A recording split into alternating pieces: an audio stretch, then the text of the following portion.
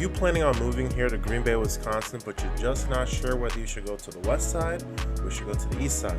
Well, in this video, I'm going to break that down for you and the differences and why people tend to stay on each side. By the way, I'm your host, King Jerome. I'm your local Green Bay real estate agent as well as your local guide. And in this video, I'm going to show you and tell you why I personally am biased and I love the east side over everything. Stay tuned. So here in Green Bay, and when you guys move here, if you've been here before, you've lived here in the past, you will notice or you will get to know that there is almost like an unspoken divide between the people who live on the east side and the people who live on the west side. Everything you need, and it's like the same thing like in every city, you have shopping that you need, you have movie theaters on both sides, you have Costco on one side, you have Sam's Club on the other side, you have Walmarts on both sides, and this is excluding all the other villages that surround Green Bay, because in my opinion, and I believe a lot of you who are moving from larger cities and stuff will agree with me, that Green Bay is just a giant suburb. That's all it is. So Bellevue, Howard, Swamico, all these little areas around are a suburb of a suburb. But we're not even talking about those right now. We're just talking about east side of Green Bay, west side of Green Bay. So with schooling, everything's the same. I know there's another video I talked about earlier that the school system here in Green Bay in general is a great school system for kids. Great school system.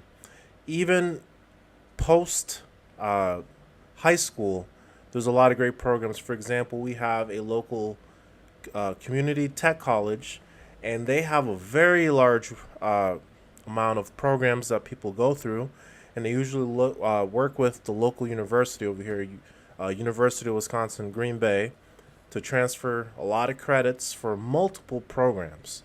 I myself, I acquired 2 degrees from NWTC, which stands for Northeast Wisconsin Technical College. They have stuff with apprenticeships. They do the police academy. They do the fire academy like I went through. And I went through the police academy and through paramedic training and all that kind of stuff. They have welding. They have everything that you could possibly think of in that school.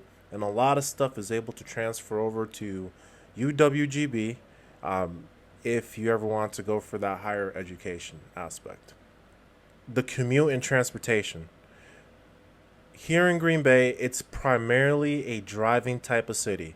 It's wide enough where you can walk it if you'd like, but most people do not walk. Either you're going to catch an Uber, you might bike, you might drive. But there's no subway station here, and the buses here on average, I would say they run about 4 times a day per stop. It may be more, it may be less, but I'm pretty sure that's where it's at. It's very minimal compared to to most cities. For example, if I take Milwaukee or Chicago, in those cities you might have a bus that comes every couple minutes. Here in Green Bay, that's not the case. You have to know what time your ride is showing up. Otherwise, you better be driving, you better be biking, catching a ride, or something else. Number 4, entertainment and recreation. So with entertainment and recreation, this is the distinction I like to make with both sides of the city. They're both great for families, for anybody to move into. But I really think that the west side has been more established for a longer time, and it's more tourist friendly, I want to say. It's more tourist friendly. You got Lambeau Field, you got the Titletown District, you got the Resch Center, Resch Expo, you have 3 of the biggest bars in Green Bay, which is Stadium View, Anduzzi's, and The Bar, which is the name of the bar. And it's very, very attractive for people who are coming in to visit the city, especially for a Packers home game and stuff like that. The east side, it's not... it doesn't have as much exposure, I would say. What I would say is that now in 2024, there is a lot of development going on where they're really trying to compete at this point with the West Side to make it just as relevant, especially with tourism and things like that, as the East Side. Because the West Side has, like I mentioned, Titletown, it has Lambeau Field, it has the mall, and there's a few other there's a lot of businesses in that area, and here they're starting to kind of move towards that as well, to have that. But it's almost like they want to have the same things on both sides of the city, so people don't usually have to cross over, but people still do. But for the most part, a lot of people, you'd be surprised, they kind of stay on their side of town. And if you grew up here, most of the time you don't even really switch sides of town. Sometimes you do, but most of the time people like to stay on the same side of town. Me personally, I've been on the East Side now for 10 years, and I have not moved to the West Side, nor do I plan on it. With some future developments that are going on, and this of course can always affect market prices as well, are developments. I know I just touched on it a little bit, how the East Side is working on a lot of developments, bringing in new commercial businesses and things like that. The West Side, they're still building a lot of commercial businesses and things like that, but now there's more hotels coming through, because now this year we're hosting the NFL draft, the 2025 NFL draft. So I can anticipate some prices, fluctuating a little bit with the new influx of people coming in, possibly people going out. But there's always outside external factors that can affect housing prices and things like that. And lastly, when it comes to property taxes and the cost of living, just like in the last video that I made about the cost of living in Green Bay, and you can find a link to that up here somewhere. It'll appear in one of the corners like a little banner, cost of living video.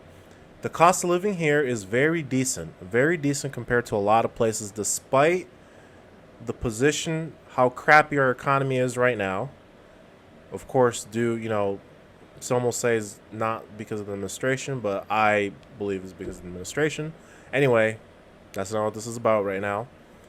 The cost of living here is very, very good. When I say good, I mean it's very affordable for a lot of people. On average, a one-bedroom apartment you might find here you might find them between $600 to $800 a month, or a little more, a little less, depending where you find it or who you find it through. A 3-bedroom house that I was renting for about a good 6-7 years, the last rent that I had there was $13.50 a month.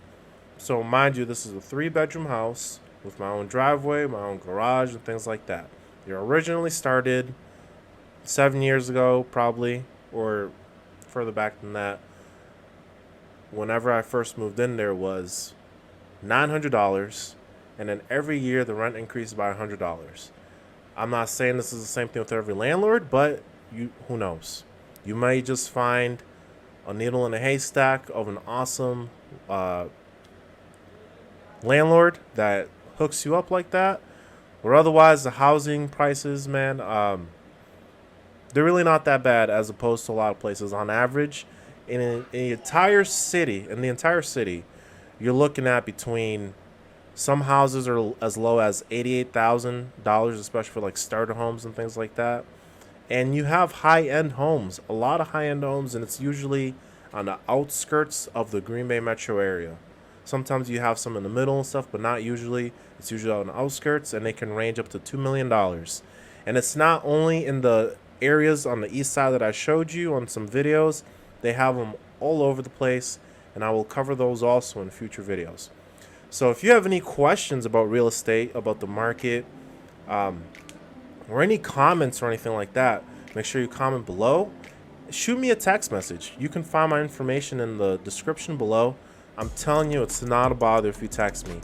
You send me a text message. If you call me and I can't pick up the phone call at the moment, I promise you I will send you back a text message pretty promptly to let you know that I received your phone call, and just let me know what's up, what's going on. I'd love to hear from you guys. And if you enjoyed this video, make sure you check out this next video that's going to be popping up. And I'll see you guys in the next video.